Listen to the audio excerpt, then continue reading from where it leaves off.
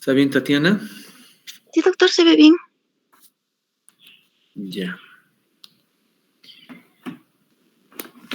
Bien, jóvenes, buenos días. Para hoy se programó dos teóricas juntas. Vamos a hablar de hiper y de hipotiroidismo. Pues vamos a comenzar de una vez la teórica, con los que estén. Bien, para hablar de la patología de la tiroides hay que hablar un poquito de la semiología o de la anatomía misma. Viene siendo del sistema endocrino una de las pocas glándulas que si, según la patología puede palparse o incluso verse, en el caso del bocio. En el sistema endocrino son pocas las glándulas endocrinas que pueden ser evaluadas por el examen físico debido a la ubicación de esta glándula. Cuando hablamos de las hormonas tiroideas tenemos que recordar primeramente que es una hormona de acción sistémica y por ese motivo también hay muchas manifestaciones cuando esta está alterada.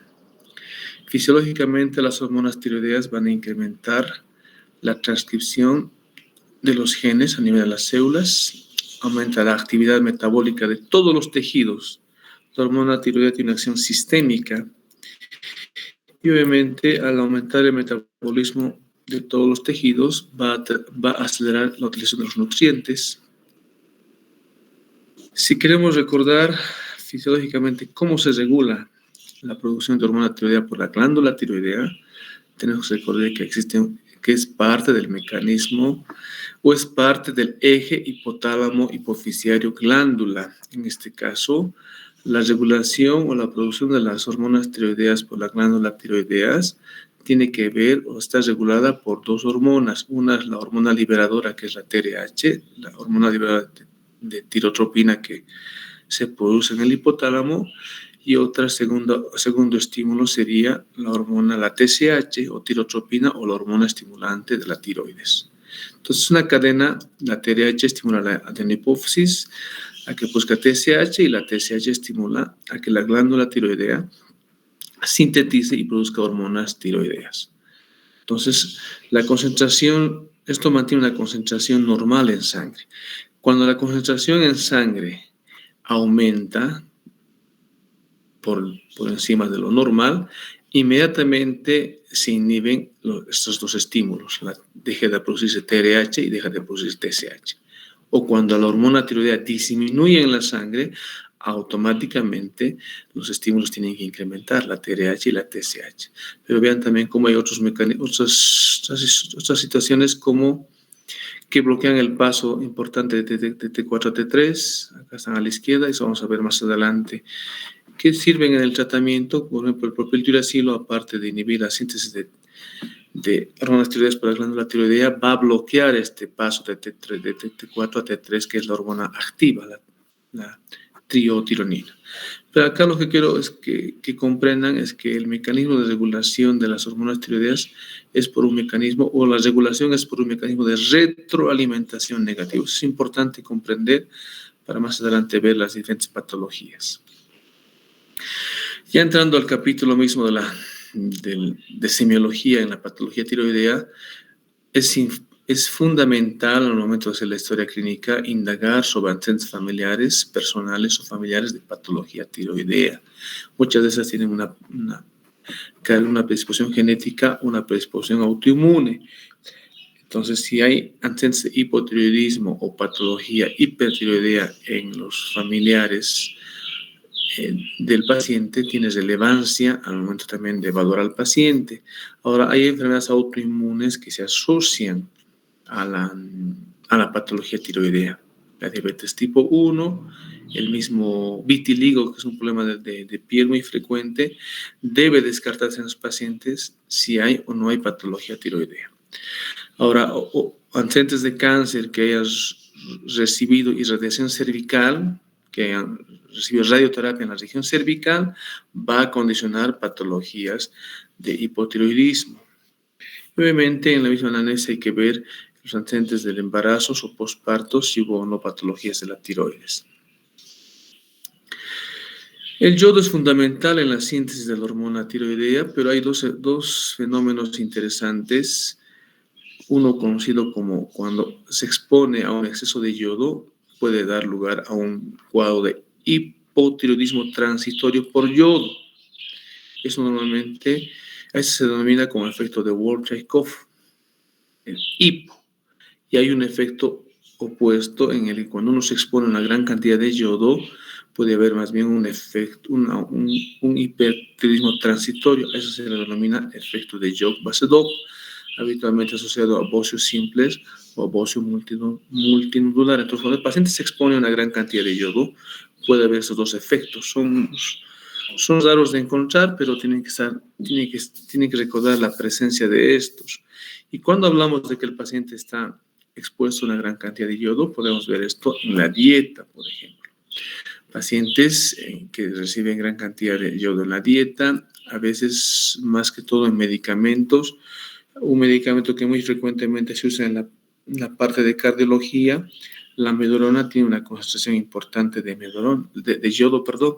Toda la amiodarona, además, son medicamentos de uso prolongado o de uso crónico. Entonces, el paciente que toma amiodarona está expuesto a un exceso de yodo.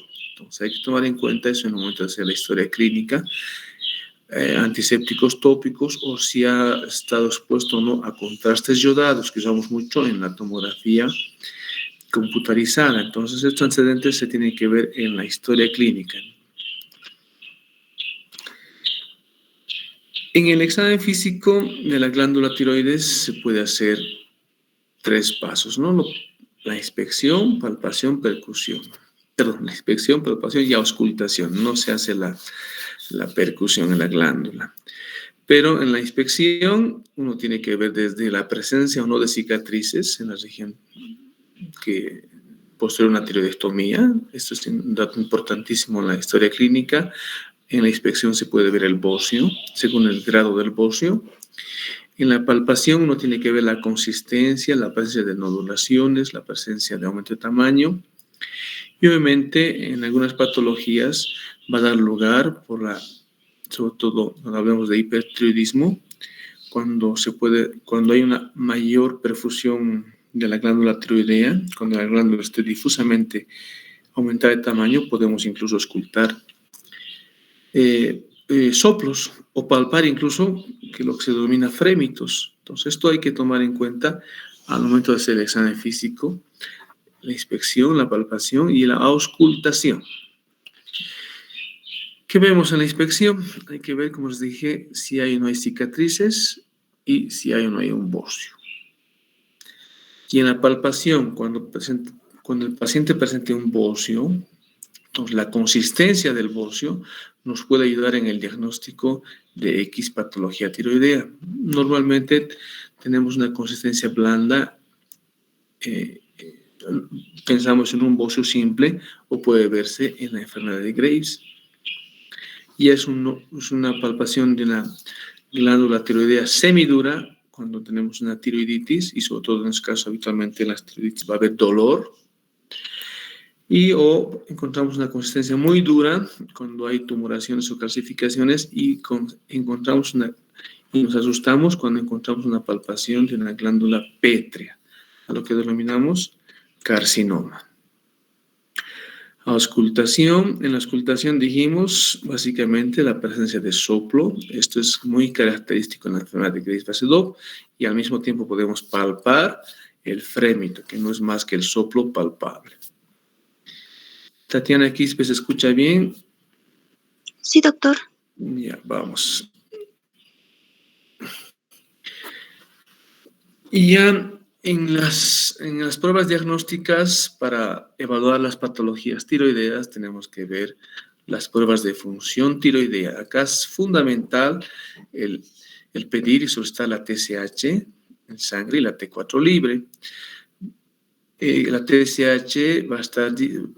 las patologías de tiroides son principalmente primarias. El problema está en la glándula tiroidea. Así vamos a ver las patologías de origen central. Pero el 90%, en el caso del hipotiroidismo, hasta el 99% de las patologías de tiroides, de hiper o hipotiroidismo, son primarias. Quiere decir que están el problema en la glándula tiroidea. Entonces, por el mecanismo de retroalimentación negativa, vamos a encontrar cuando tenemos un hipertiroidismo primario, una TSH muy baja. Cuanto más intenso el hiper, más baja la TSH. Y a la inversa, ¿no? Cuando tenemos un hipotiroidismo primario, vamos a tener una TSH elevada. Y obviamente los niveles de la hormona tiroidea, independientemente si es primaria o secundaria, pero obviamente en la primaria la T4 libre en el hiper está aumentada, por eso se llama hiper, hay aumento de la hormona tiroidea, y hipo, la T4 libre está disminuida. Eso es clave. Ahora hay patologías autoinmunes que producen hiper o hipotiroidismo, por eso va a ser importante en la medición de anticuerpos. Por ejemplo, los anticuerpos antiperoxidasa van a estar mayor a 50, los anticuerpos antitiroglobulina mayor a 100, o los anticuerpos contra el receptor o antirreceptor de TSH son mayor a 14 para ser positivos. El bocio, parte del examen físico, hay que ver su morfología, si el bocio es difuso, si el bocio es nodular. Y los bocios, por ejemplo, se pueden clasificar según su función en tóxicos o no tóxicos. También se puede hablar de un bocio eutiroideo cuando la producción de hormonas tiroideas es normal, o puede hablarse de un bocio hipotiroideo cuando hay una producción disminuida, o un bocio hipertiroideo, que sería el bocio tóxico cuando hay un aumento de la producción tiroidea. O sea, los bocios, puede ser un bocio sin ninguna repercusión sistémica en relación a la producción de hormonas tiroideas, sería un bocio no tóxico, también llamado un bocio eutiroideo. Y según el tamaño, vamos aquí, está tapando. Ya. Según el tamaño, la OMS clasifica los bocios en grado 0 cuando no se puede ver o palpar el bocio, y grado 1 cuando el bocio es palpable, y el grado 2 obviamente cuando ya es visible con el cuello en posición normal.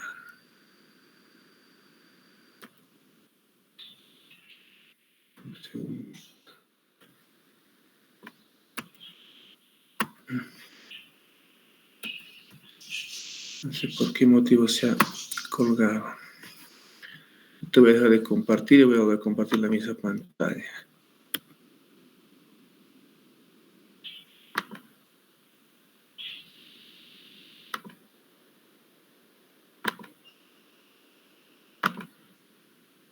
Debe ser algún problema técnico. Ahorita vamos a ver. Ya.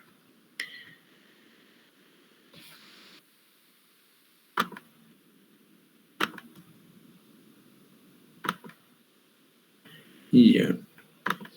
¿Se ve la pantalla, no, Tatiana? Sí, doctor, se ve. A ver, vamos a ver si me permite, si agrandando. Sí, está bien. Ya terminando los bocios pueden ser intratorácicos. Y cuando el bocio es intratorácico, independientemente si es tóxico o no es tóxico, puede haber un signo llamado signo de Pemberton. El signo de Pemberton consiste en que el paciente, cuando levanta las manos hacia arriba, puede haber una compresión y una obstrucción en el retorno venoso, y da lugar a lo que se llama la congestión facial. El paciente se pone la fase más roja, y eso se debe a la obstrucción o a la compresión que puede producir el bocio a nivel intratorácico. Entonces, esto, independientemente si es un bocio tóxico o no tóxico, puede dar lugar a este signo. Ya, entrando al tema de hipertiroidismo, tenemos que aprender a definir o a ver la diferencia entre hipertiroidismo y tirotoxicosis. No son sinónimos. Básicamente la tirotoxicosis hace referencia a todas aquellas alteraciones que se producen como consecuencia de la exposición de los tejidos a un aumento de las hormonas tiroideas circulantes. Pueden ser este aumento de hormonas tiroideas puede ser de origen endógeno o de origen exógeno, ¿me entiende? Pero cuando hablamos de hipertiroidismo, estamos diciendo directamente que hay un exceso de hormonas tiroideas producidas por la glándula tiroidea, que hay un problema en la glándula tiroidea. No son sinónimos, no sé si me entienden, ¿no? Tirotoxicosis son todas esas manifestaciones por un aumento del exceso de hormonas tiroideas. Este aumento de hormonas tiroideas puede ser de origen endógeno, cuando el problema está en la glándula, o puede ser de origen exógeno. Por ejemplo, cuando hablamos, enseguida vamos a hablar de la clasificación de la tirotoxicosis facticia. Cuando uno toma, por ejemplo, hormonas tiroideas por algún otro motivo, algunos pacientes toman para bajar de peso y comienzan a tomar en una dosis elevada y comienzan a haber manifestaciones de la toxicidad o de la exposición a una dosis excesiva de hormonas tiroideas. A eso se llama tirotoxicosis facticia. Pero cuando hablamos de decimos hipertiroidismo, automáticamente estamos diciendo que hay un aumento de hormonas tiroideas, pero este aumento se debe a una patología, a un exceso de producción de hormonas por la glándula tiroidea. ¿Cómo se clasifica el hipertiroidismo o cuáles son las causas? Podemos tener las que se deben a una sobreproducción de hormonas tiroideas en la glándula. Ahí tenemos la más importante, la enfermedad de Graves-Basedow. Tenemos el bocio multinodular, el adenoma tóxico. Eso representa casi el 90 o 90 y tantos %. Puede haber una secreción, es muy rarísimo ya la secreción inadecuada de TSH, cuando hay un problema ya de origen central. Acá ya podemos hablar todo lo que tiene que ver con la glándula, problema en la glándula tiroidea, hablamos de una patología primaria, serían las primeras tres. Ya cuando hay una sección inadecuada de TSH, estamos hablando de una patología hipofisiaria, sería un hipertiroidismo secundario, como cuando hay un adenoma hipofisiario, secretor de TSH, o puede haber el caso de que hay una resistencia a las hormonas tiroideas, o también puede haber este problema de hipertiroidismo cuando hay una enfermedad trofoblástica, porque hay un exceso de hormona gonadotropina coriónica. Tanto en el carcinoma como en la mole dentiforme tiene un exceso de hormona gonadotropina coriónica que tiene una similitud, un parentesco con la TSH, y por ese motivo esta secreción excesiva de la hormona gonadotropina coriónica estimula la producción de hormona tiroidea por la glándula tiroides. Tenemos un segundo grupo de problemas de causas de hiper, en las que hay una destrucción de la glándula tiroidea. En este caso estamos hablando de las tiroiditis. Aquí hay una destrucción y por ende una liberación de hormona tiroidea. Enseguida vamos a hablarlas con más en detalle. Y otras causas de hipertiroidismo tenemos, por ejemplo, la que dijimos hace un momento, la tirotoxicosis facticia, en la que el paciente, que no es lo mismo con hipertiroidismo iatrogénico, ¿no? Son cosas.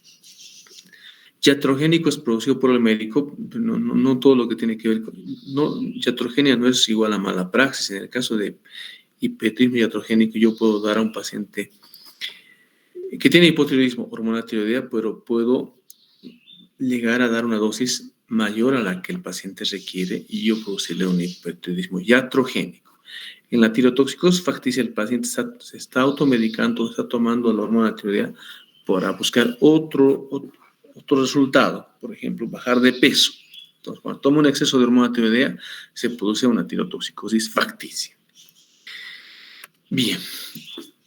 Entonces, al ser las hormonas tiroideas, una hormona de acción sistémica, que regula básicamente el metabolismo de todos los tejidos, las manifestaciones son pues floridas.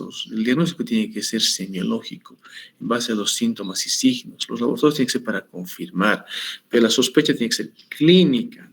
Por ejemplo, en el sistema nervioso central, el paciente típicamente tiene el problema de nerviosismo. Son pacientes hiperkinéticos, son pacientes con temblor cuando vemos las manos, le pedimos a la mano que extienda normalmente pedimos que las dos manos las extienda al frente, vamos a notar un temblor fino. Y si buscamos los reflejos, vamos a tener pacientes con hiperreflexia.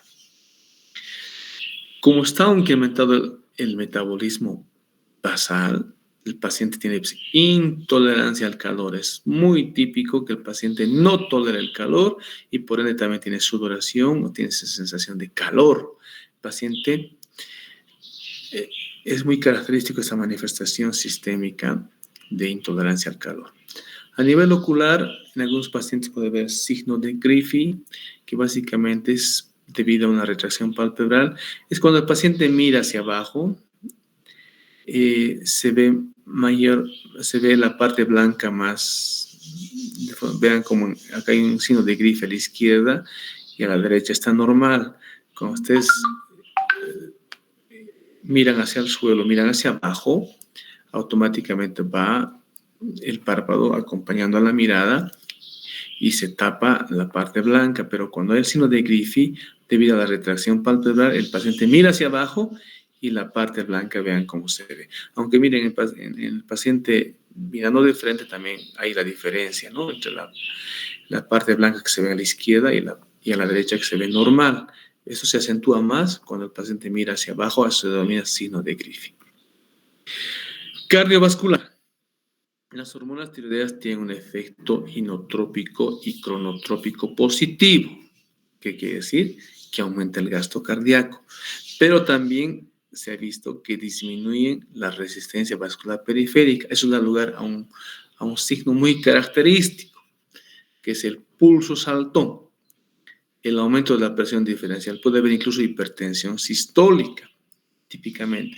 Aunque lo primero que vemos a nivel cardiovascular, lo primero que vamos a encontrar, o lo más frecuente, es la taquicardia en reposo, el aumento de la frecuencia cardíaca.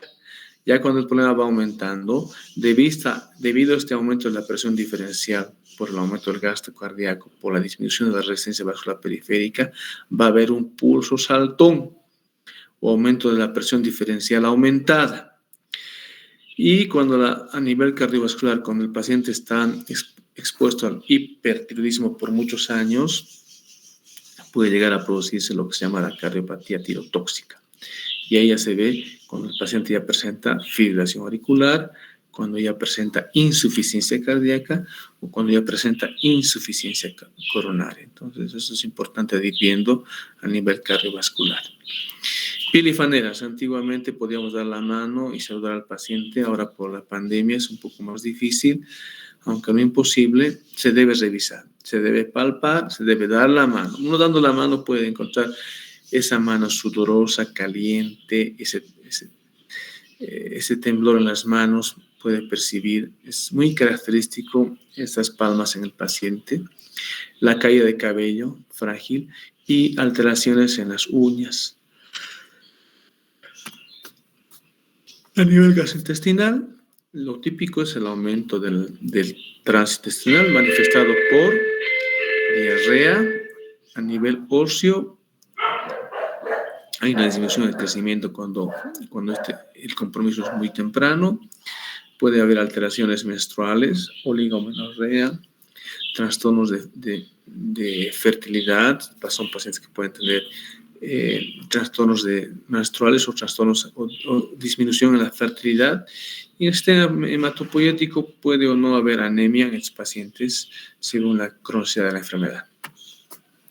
Esta es una diapositiva que nos muestra un poco, o por ahí agrega algunas otras manifestaciones de hipertiroidismo. Vean cómo es importante el compromiso sistémico, ¿no? El paciente no tendrá el calor, puede haber exoftalmia, puede haber el bocio, la hipertensión sistólica, el temblor, taquicardias, la piel caliente, la diarrea, la debilidad, osteoporosis en el tema óseo, dijimos alteraciones menstruales como metorragia, impotencia, infertilidad, los reflejos aumentados y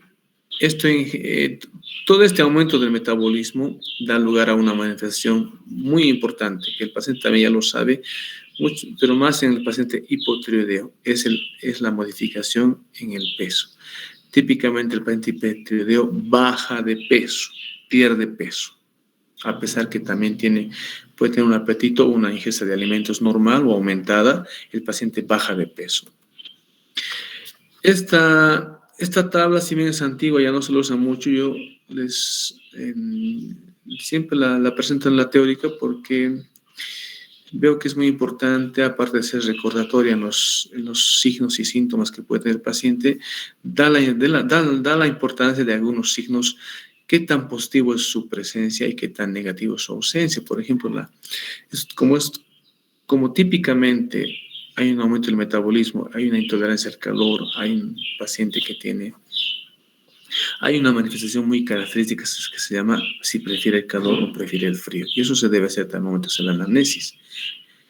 típica. Vean cómo el valor de la preferencia por el calor en el hipertiroideo nos da un valor negativo de -5, nos resta 5 puntos la posibilidad de que sea un paciente con patología hipertiroidea. Y al contrario, si yo tengo el paciente que prefiere el frío, tiene +5 de puntos para llegar al diagnóstico de hipertiroidismo. Entonces, este es un cuadro que no vamos a repasar uno por uno, pero sí vean cómo algunas manifestaciones tienen mucha importancia. Por ejemplo, la frecuencia cardíaca mayor a 90 tiene +3, pero si el pulso está normal, tiene una puntuación de menos 3 puntos, ¿no? Entonces, estos también, por ejemplo, que aumente o que baje de peso, ¿qué puntaje tiene? Entonces, es una tabla, es una índice de White, es una tabla en la que se suma el puntaje y nos permite dar el diagnóstico de hipertiroidismo. Bien. Finalmente, una vez que hemos hecho la anamnesis, el examen físico, vamos a buscar, vamos a confirmar nuestra sospecha clínica, porque el diagnóstico tiene que ser semiológico, tiene que ser en la historia clínica.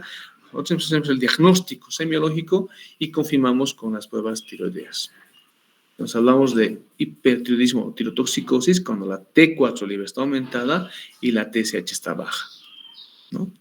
Tenemos un cuadro que se denomina subclínico cuando las hormonas tiroideas están normales pero con la TSH baja, ¿no? Y obviamente tendremos un problema central cuando la T4 libre está aumentada y la TSH esté inadecuadamente también aumentada. Esto por el mecanismo tiene que recordar cómo es el mecanismo de retroalimentación negativa, y la única manera para que haya TSH aumentada con T4 aumentada es que haya una producción inadecuada o un tumor en la hipófisis de TSH. El tratamiento del hipertiroidismo tiene 3 pilares: hay fármacos antitiroideos, hay la exposición al yodo radioactivo o la cirugía. Vamos a ver enseguida en detalle cada uno de ellos. Pero vamos a hablar de las tres patologías más frecuentes. Vamos a ir un poquito más rápido para que nos alcance el tiempo. La enfermedad de Graves-Basedow, más frecuente en la mujer, se define como una tirotoxicosis más un bocio difuso. Es una patología autoinmune, por lo cual los anticuerpos son positivos. Clínicamente se manifiesta por hipertiroidismo, bocio difuso, oftalmopatía de Graves y mixedema pretibial. Algunos hablan de la tríada diagnóstica del hiper, bocio y exoftalmia.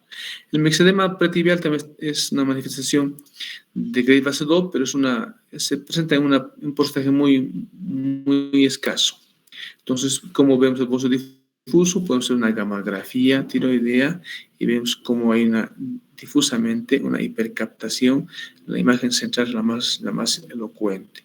Entonces, encontramos la oftalmopatía de Graves, la enfermedad de Graves, tiene distintos grados. Vean, nuevamente, el signo de Griffith es típico en esta oftalmopatía, y obviamente puede haber desde solamente aumento de la tensión ocular hasta una exoftalmia grave, con los ojos putuyentes bilaterales, hasta perder la vista de este paciente. Es muy complicado esta patología de manejar. Mixedema pretibial, si bien es raro, es un pseudoedema, por ejemplo. Es consecuencia de la acumulación de ácido hialurónico o glucosaminglucanos. No deja fobia, pero se denomina mixedema pretibial. Hay un signo que se puede ver tanto en la enfermedad de Graves-Basedow como en cualquier otro hipertiroidismo. Típicamente el hipertiroidismo causa debilidad muscular, y el signo de Plummer es un signo en el que al paciente le pedimos que se recueste en la camilla y del decúbito dorsal se levante de la camilla sin apoyar las manos. El paciente cuando tiene imposibilidad, no puede levantarse sin apoyar las manos, se habla del signo de Plummer positivo. Perfil tiroideo, vamos a encontrar típicamente aumento de las hormonas tiroideas con TSH muy suprimida. Cuanto más severo el hipertiroidismo, más baja la TSH. Más el cuadro clínico, más la gamografía tiroidea, se piden los anticuerpos, y si los anticuerpos antirreceptor de TSH están positivos, el diagnóstico está reconfirmado. ¿Cómo manejamos estos pacientes? Tratamiento de elección podemos iniciar fármacos antitiroideos. También se recomienda los fármacos antitiroideos de elección en pacientes con edad avanzada o cuando tienen muchas comorbilidades. Y los medicamentos que podemos usar son 2. el propiltiracilo, que se da de 300 a 600 miligramos día, o el metimazol, que va de 30 a 60 miligramos día. Mínimamente 12 a 18 meses según la evolución del cuadro del paciente. Como segunda alternativa tenemos el yodo 131, o yodo radioactivo. Esto se utiliza más en pacientes que están con alguna contraindicación para cirugía, pacientes que ya fueron operados o que ya recibieron radiación del cuello, o cuando tenga alguna contraindicación a los fármacos antitiroideos. La dosis del yodo 131 va desde 5 hasta 15 milimércuris. Y normalmente uno con estos tratamientos de yodo radioactivo o cirugía, lo que logramos es, normalmente no logramos un eutiroidismo, sino pasa de un hiper a un hipotiroidismo en un 80-90%. Y la contraindicación absoluta para dar este yodo será el embarazo y la lactancia. La cirugía se ha indicado cuando hay síntomas compresivos, cuando el bocio es muy grande, cuando no capta bien el yodo, cuando sospechamos malignidad o cuando además hablamos de que tiene hiperparatiroidismo primario asociado. El tratamiento de elección va a ser una tiroidectomía total o subtotal. Para evitar la tormenta tiroidea o la crisis tirotóxica, se recomienda a estos pacientes, aparte de para ingresar a cirugía, tiene que estar eutiroideo, tiene que estar con medicamentos, bien controlado su hipertiroidismo, y se debe darle yoduro potásico para prevenir esta tormenta tiroidea en la dosis ahí indicada. Siguiente cuadro de hipertiroidismo sería el bocio multinodular tóxico. Se ve así, son varios nódulos que se puede palpar o se puede ver en la ecografía. Entonces, ¿cómo hacemos el diagnóstico de bocio multinodular tóxico? Será un paciente con hipertiroidismo más bocio multinodular, donde el paciente tendrá manifestaciones de hipertiroidismo. En estos casos, las manifestaciones clínicas suelen ser poco evidentes. Lo más típico es que haya nerviosismo, insomnio y temblor moderado. Un signo constante en estos pacientes es la taquicardia o la fibrilación auricular, y a veces hay síntomas compresivos por el bocio grande que puede causar disfonía, tos o disfagia. ¿Cómo hacemos el diagnóstico? Las hormonas tiroideas están aumentadas con la TSH disminuida, y en la gamografía tiroidea vamos a encontrar varios nódulos calientes o hiperfuncionantes. Y el tratamiento acá ideal está en dos pilares, ¿no? O la tiroidectomía subtotal bilateral o la administración de yodo 131. El tercer cuadro de hipertiroidismo es el adenoma tóxico. Se caracteriza porque es un solo nódulo hiperfuncionante. Hay una producción autónoma, independientemente de la TSH. La TSH va a estar baja o suprimida por el hipertiroidismo, pero es un nódulo hiperfuncionante que solito produce la hormona tiroidea independientemente de la TSH, y se va a diagnosticar por gamografía. Y obviamente clínicamente vamos a encontrar la presencia de un nódulo tiroideo unilateral. Y el tratamiento puede ser, idealmente, la cirugía, sacar este nódulo, una lobectomía ipsilateral, una tiroidectomía subtotal, solo del lóbulo que está comprometido, o se puede administrar el yodo 231, entre 10 a 20 milimércuris.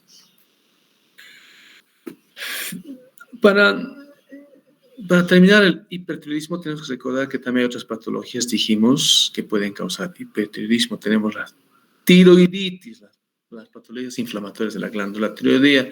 Estas se dividen en aguda, subaguda y crónica. Vean cómo, según el tipo, varía la etiología, ¿no? Las agudas son por infecciones bacterianas, pueden también ser traumáticas o por radiación. En las subagudas son las virales, principalmente la granulomatosa. También tenemos otros cuadros como el posparto. Y la crónica son las tiroiditis autoinmunes. Enseguida vamos a ver. Cuando hablamos de tiroiditis aguda, hablamos de un cuadro de presentación súbita, y donde uno tiene que pensar en infección bacteriana. Normalmente esto se presenta en pacientes inmunocomprometidos. No es normal que la glándula tiroidea sufra inflamación e infección. Habitualmente un paciente inmunocomprometido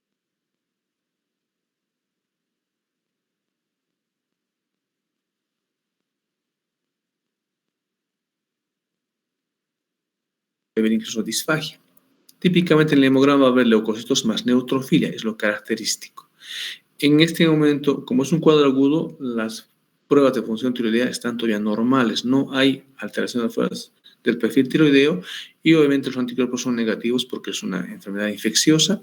Y en ecografía podemos encontrar colecciones. Cuando hay esto, el diagnóstico debe ser una punción aspirado con aguja fina para hacer el cultivo y hacer el diagnóstico etiológico. Y aquí la clave del tratamiento va a ser el antibiótico y el drenaje quirúrgico si hay una colección.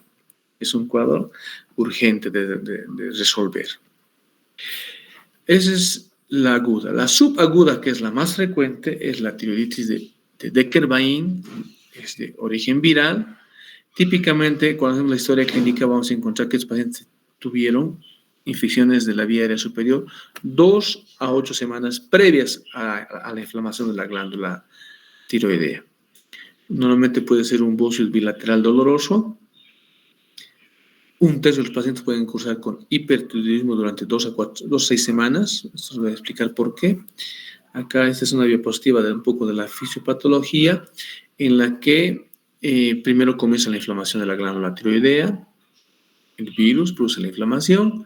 Esto va a causar que haya una ruptura de los folículos tiroideos y esto va a producir que haya una liberación aumentada de hormonas tiroideas y esto puede dar lugar a que haya una primera fase de hipertiroidismo que dura entre 4 a 8 semanas. Después de este hipertiroidismo, la glándula, porque liberó gran cantidad porque se dañó, se rompieron los folículos tiroideos, la glándula queda incapaz, insuficiente y puede, después de la fase de hiper, haber una fase de hipotiroidismo que dura mucho más tiempo, de 2 a 3 meses. Típicamente es como un cuadro viral, viene con fiebre, dolor sordo, la tiroides aumenta de tamaño, en la fase inicial puede haber hipertiroidismo. Laboratorialmente lo típico aquí en laboratorio es la eritrosedimentación aumentada, mayor a 50 milímetros, y obviamente puede pedir pruebas de función tiroidea. En la primera fase habrá hiper y en la segunda fase puede haber hipotiroidismo. ¿Cómo tratamos? Lo diagnosticamos primero con el bocio doloroso, con reactantes aumentados, con los anticuerpos, las pruebas de función tiroidea variables. El tratamiento va a ser sintomático.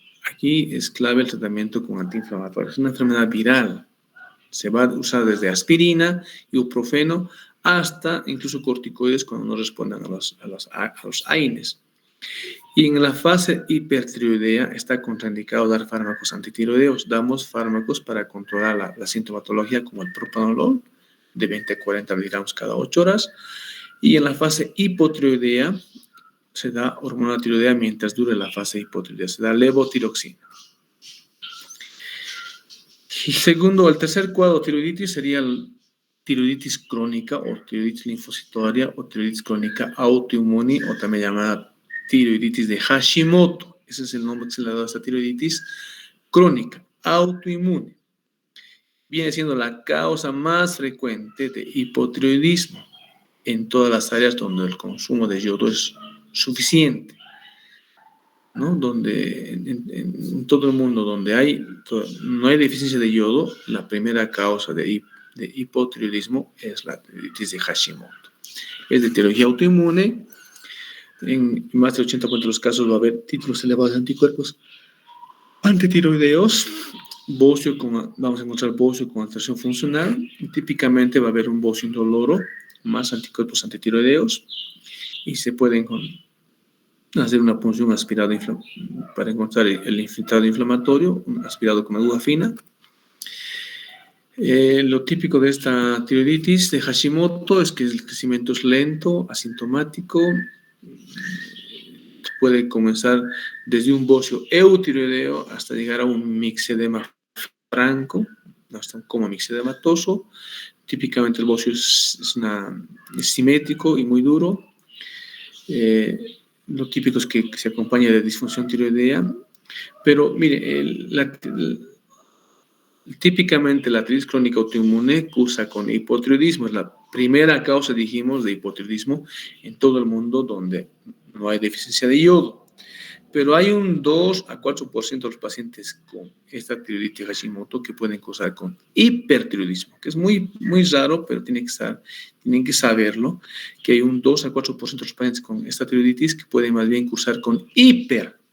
A eso se denomina hashitoxicosis, ¿no? Es un cuadro muy raro, pero puede haber una tiroiditis crónica. Si bien es la primera causa de hipotiroidismo, un 2 al 4% puede causar hiper. Eso se denomina hashitoxicosis. Es un cuadro para un poquito ver el resumen de lo que hemos hablado. No vamos a repetir por tema tiempo, pero vean, a la izquierda están las causas, aguda, subaguda, las transitorias y crónicas, cuál es la etiología, cuál es la clínica, y al final del cuadro está el tratamiento, ¿no? Lo que hemos hablado. Vamos a ver ahora, para terminar la clase, vamos a hablar de un tema un poquito más corto o más resumido, lo que tiene que ver con el otro cuadro, ¿no? Ya hemos hablado de todo lo que tiene que ver con hipertiroidismo, ahora vamos a hablar del hipotiroidismo.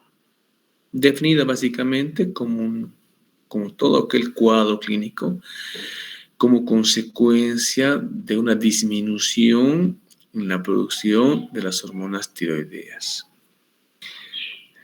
En el tema ya les adelanté un poco con el hiper. En realidad todas las glándulas que están reguladas por el eje hipotálamo hipofisiario glándula, se puede aplicar esta clasificación. Es muy interesante. Podemos hablar, por ejemplo, en el caso de la tiroides, de un hipotiroidismo primario, secundario y terciario. Primario, dijimos, cuando el problema está en la glándula tiroides. Y ya secundario y terciario es un problema central. Bueno, secundario hablamos cuando el problema está en la adenohipófisis y terciario cuando está en el hipotálamo, como se ve en la imagen. Sí, el 99% de los casos de hipotiroidismo se deben a patologías primarias, pero hay un 1% raro de que debemos tener en mente, ¿no? Ese cuadro, eso ya se va a ver, eso se ve cuando vemos las pruebas de función tiroidea, podemos sospechar y obviamente pedir los exámenes que requiere el paciente. Pero aquí lo que tienen que saber es que primario es problema en la glándula, secundario en la adenohipófisis y terciario en el hipotálamo. Cuando hablamos de hipotiroidismo primario, causas, etiología de primario será que se pierde tejido tiroideo funcional. Lo típico es, por eso, en la historia clínica tenemos que preguntar sobre cirugías de tiroides, tiroidectomías, irradiación con yodo centroentendido, radioterapia externa, son causas de que el paciente ha perdido tejido tiroideo funcionante y puede quedar hipotiroideo.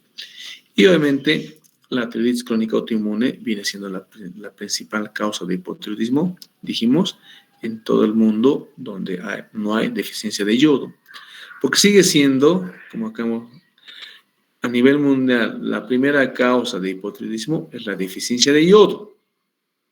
Pero eso ya en mismo Bolivia o Sudamérica fue erradicado este problema gracias a la introducción de la sal yodada. Este problema de la deficiencia de yodo fue erradicada, pero hay muchos países y sigue siendo la principal causa de la deficiencia de yodo.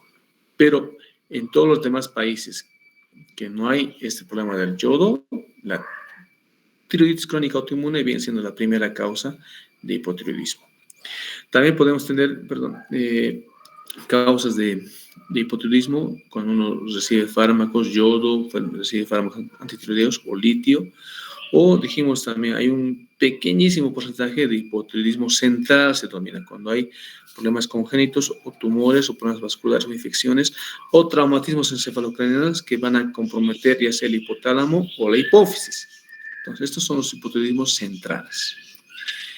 Tenemos el hipotiroidismo transitorio autoinmune. Aquí tenemos la tiroiditis de Kervain, la que acabamos de ver, la viral, o tenemos aquellos pacientes que hacen una tiroiditis postparto. Son hipotiroidismos transitorios. Pasa el cuadro y son autolimitadas, son transitorios durante unas semanas y el problema se revierte.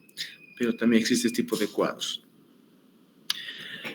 Cuando hablamos de la tiroiditis crónica autoinmune o de Hashimoto, que es la causa más frecuente, vamos a repetir, de hipotiroidismo, puede, dijimos, haber en este mismo cuadro una fase de hipertiroidismo que es muy raro, pero a eso se denomina hashimotosis. Y lo típico de estos cuadros, como es una patología autoinmune, es la presencia de anticuerpos antitiroideos. Tenemos los anticuerpos antiperoxidasa en el 95% o los anticuerpos antitiroglobulina en el 60% de los casos. También dijimos que puede ser causa de hipotiroidismo las tiroidectomías o la ablación tiroidea. Cuando hacemos una tiroidectomía total, cuando sacamos toda la glándula tiroidea, vamos a tener un hipotiroidismo franco a las 4 semanas. También las tiroidectomías subtotales o hemitiroidectomías pueden causar hipotiroidismo, sí. Por ejemplo, también el tratamiento con radioyodo o yodo 131 puede causar, y es lo que se busca, ¿no? Dijimos en el hiper, en la enfermedad de Graves-Basedow, por ejemplo, o en los bocios tóxicos, damos como tratamiento yodo radioactivo o yodo 131. Esto va a provocar pasar de un hiper a un hipo. Por eso el tratamiento con radioyodo es una causa de hipotiroidismo. Vean como en la enfermedad de Graves-Basedow se produce hipotiroidismo en el 70% a los 10 años, y en el bocio nodular se produce hipotiroidismo en el 58% a los 8 años. Ahora tenemos un hipotiroidismo periférico, que es un cuadro rarísimo, extraordinario de ver, en el que más bien hay un problema genético de receptor a la hormona tiroidea. Cuando este problema genético se denomina hipotiroidismo periférico, cuando hay por un problema hereditario, por un tema genético, hay una resistencia a la acción de la hormona tiroidea en los tejidos periféricos, da lugar a un hipertiroidismo, produce un hipotiroidismo, pero se denomina periférico. La glándula, el eje hipotálamo hipoficiario, la glándula tiroidea está sana, produce hormonas tiroideas, y ese sería el único cuadro, el único caso en que normalmente va a tener va a haber hormona tiroidea incluso normal o aumentada, con TSH también normal o aumentada, pero acá el problema está en el receptor a nivel periférico, a lo que se denomina hipotiroidismo periférico. Semiológicamente, el paciente va a tener igual manifestaciones sistémicas, es una hormona de acción sistémica. Típicamente el paciente es de una forma de aparición progresiva. Debido al enlentecimiento del metabólico basal, son pacientes que, principalmente consultan o tienen problemas de aumento de peso, son pacientes que vienen por obesidad. Debido a esta alteración en el metabolismo puede haber acumulación de ácido hialurónico o otros glucosaminglucanos. A eso es lo que da lugar a la fascia mixedematosa, esta acumulación de glucosaminglucanos en la cara, da como incluso puede haber una macroglosia, da esa fascia abotagada, es lo que llamamos fascia mixedematosa, es producto de esta acumulación de glucosaminglucanos. Entonces, algo típico en este paciente va a ser la intolerancia al frío, porque el metabolismo celular está disminuido, estos pacientes tienen aumento de peso, pueden haber manifestaciones cutáneas como el vitiligo, es frecuente de encontrar, o cuando hay vitiligo hay que pedir pruebas de función tiroidea. Y a nivel del sistema nervioso es muy interesante ver desde que hacemos la anamnesis, desde que llega al consultorio, desde que lo vemos internado en la cama al paciente, al momento de hacer la anamnesis, como tenemos el problema de bradipsiquia, habla lento. Perdón, bradipsiquia, pensamiento lento. Se le pregunta, ¿y fecha de nacimiento? Tarda 2 minutos en recordar su fecha de nacimiento. Bradiblalia, habla lento. Bradiquinesia, movimientos lentos.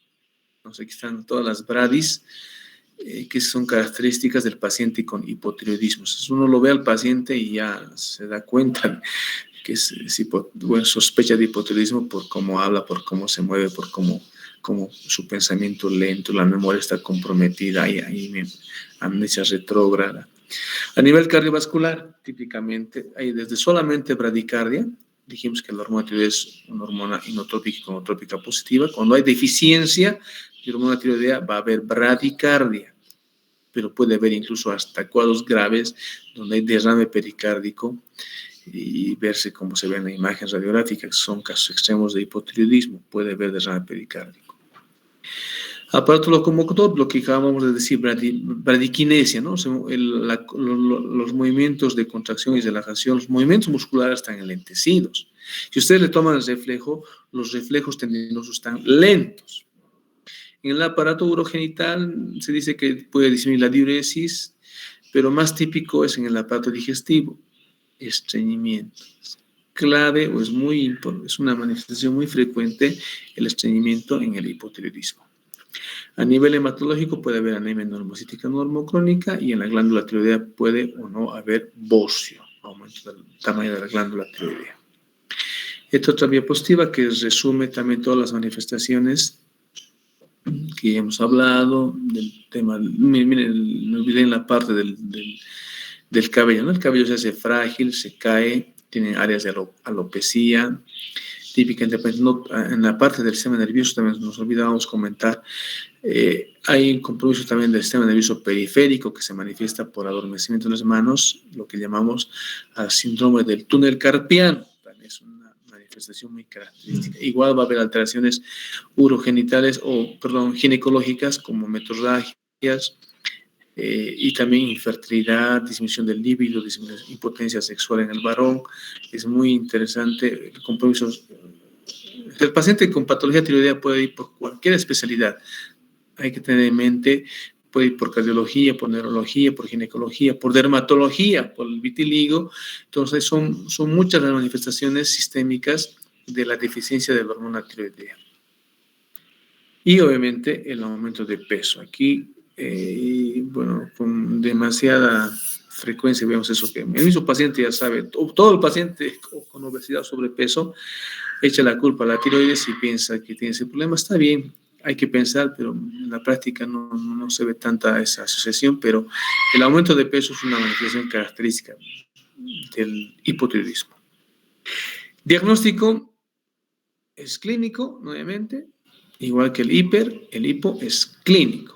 Tenemos aquí un montón de manifestaciones clínicas, semiológicas, en las que pedimos las pruebas de función tiroidea y en función a cómo está el perfil tiroideo, hablaremos de que es un hipotiroidismo primario, central, subclínico, un síndrome de resistencia a las hormonas tiroideas. Acá tengo el cuadro de cómo uno puede sospechar de uno u otro cuadro. ¿Cómo diagnosticamos hipotiroidismo subclínico? Básicamente es porque los niveles de hormona tiroidea están normal, pero la TSH comienza a elevarse. Pueden haber unos síntomas, pues se llama subclínico. A veces uno indagando muy a detalle, a veces encuentra manifestaciones o buscándolas, pero típicamente más un hallazgo laboratorial. En cambio, el hipotiroidismo primario, típicamente, el problema está en la glándula y por el mecanismo de retroalimentación negativa, la TSH está elevada porque la T4 está baja.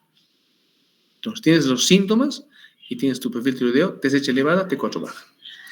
En el central, dijimos, cuando el problema está en la adenopófisis o en el hipotálamo, la TSH puede estar normal o baja, disminuida, porque hay un problema central y con T4 baja. Y esto puede ser muy similar a ese otro cuadro muy rarísimo que se llama el síndrome de resistencia a las hormonas tiroideas, en las que las hormonas, aquí la clave es la clínica, ¿no? Porque aquí laboratorialmente, si yo tengo TSH alta, T4 alta, yo voy a pensar un hipertiroidismo central. Pero acá, como yo diagnostico que hay un síndrome de resistencia a las hormonas tiroideas, porque tengo todos los síntomas y signos de hipotiroidismo asociado a TSH alta, T4 alta, ¿no? Acá, si uno solo ve el laboratorio, tápalo de abajo y tengo TSH alta y T4 alta, es un hiper central. Pero acá yo tengo todo el cuadro clínico. Tengo todas las manifestaciones de hipo, a eso se denomina un síndrome de resistencia a las hormonas tiroideas, que es raro de ver, pero tiene que estar presente en su mente. Ya para ir terminando, la clase, el tratamiento del hipotiroidismo es de por vida. En los jóvenes se puede dar una dosis de levotiroxina de 1.5 a 2.2 miligramos kilo peso día. Le calculo y le doy. Pero pacientes ya de edad media hay que tener un poquito más de cuidado, porque no se olviden que el paciente con hipotiroidismo tiene también hipercolesterolemia, tiene obesidad, puede tener cardiopatía isquémica, y yo si le doy de entrada la dosis total, puedo causar una cardiopatía isquémica. Por eso se dice que pacientes con edad media y cardiopatía isquémica, o pacientes ancianos y cardiopatía, yo debo dar una dosis baja. Puedo comenzar con 25 miligramos día. Porque en el paciente joven, si yo le calculo 1.5 o 2.2 miligramos kilo peso, seguramente que su dosis, que lo que voy a comenzar, o la dosis que vas a adquirir de levotiroxina va a ser de 100 a 150 microgramos día. Pero vean cómo cambia la figura si es un paciente anciano o si tiene cardiopatía, ¿no? Le doy 25 miligramos día, voy viendo cada semana, a las 4 semanas voy incrementando la dosis, voy subiendo la dosis progresivamente. Y peor si es anciano con cardiopatía, voy comenzando con la dosis mucho más bajita y voy viendo de aumentar de 25 microgramos, pero cada 4 o cada 6 semanas, cada mes o cada mes y medio.